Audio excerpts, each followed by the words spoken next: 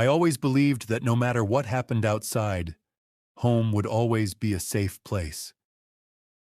Turns out, I was wrong. A few months ago, I left my office job to build an online business. It wasn't earning much yet, so I moved back in with my parents to save money. I still paid for small things around the house whenever I could, but I never talked about it. My older sister, Emma, thought I was just sitting at home doing nothing. Every chance she got, she'd throw little insults my way. So, did you apply for a real job today? I'd smile and ignore her. Arguing with someone who had already made up their mind never seemed worth it. One Sunday evening, Mom cooked a big family dinner. Roast chicken, mashed potatoes, fresh bread. The whole house smelled incredible. I'd been working on my laptop since early morning and hadn't eaten all day. As we sat down, everyone started eating and chatting. I reached for a second piece of chicken. That's when Emma laughed. "Looks like someone's really hungry." I shrugged.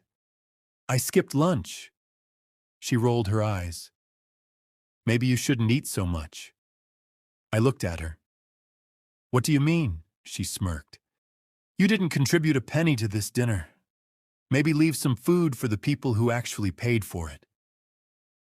The room went silent. I waited for my parents to say something. They didn't.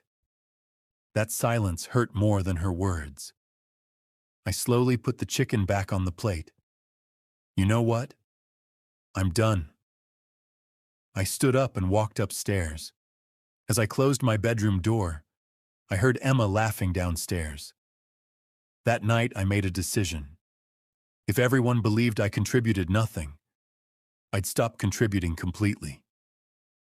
The next morning, I canceled every monthly payment coming from my account. The internet bill, the streaming services everyone watched, even Dad's phone plan. I had been paying them quietly for months because I wanted to help. 3 days later, the internet stopped working. Emma stormed into my room. "Did you forget to pay the bill?" I looked up from my laptop. "Why would I pay it?" She frowned. "I thought Dad did." "So did I." She walked away, confused. That evening, Dad asked why his phone service had been suspended. I calmly replied, "Because I stopped paying." Everyone stared at me. Mom looked confused. "You were paying for that?" I nodded. "And the internet, and the streaming subscriptions." Emma laughed. "Yeah, right." Without saying another word, I opened my banking app and placed my phone on the table. Month after month, every payment had my name on it. Dad kept scrolling. Mom covered her mouth. Emma's smile slowly disappeared. Finally, Mom whispered, "Why didn't you tell us?" I looked at her. "Because helping family shouldn't require an announcement."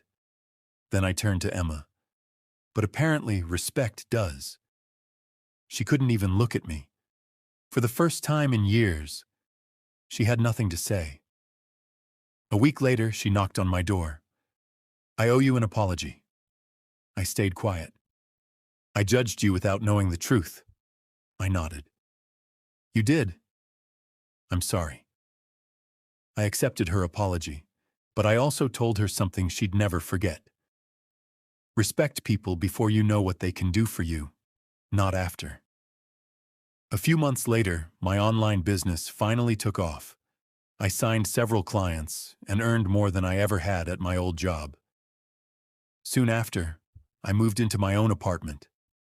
When my parents came to visit, Mom apologized for staying silent that night. Dad admitted he should have defended me.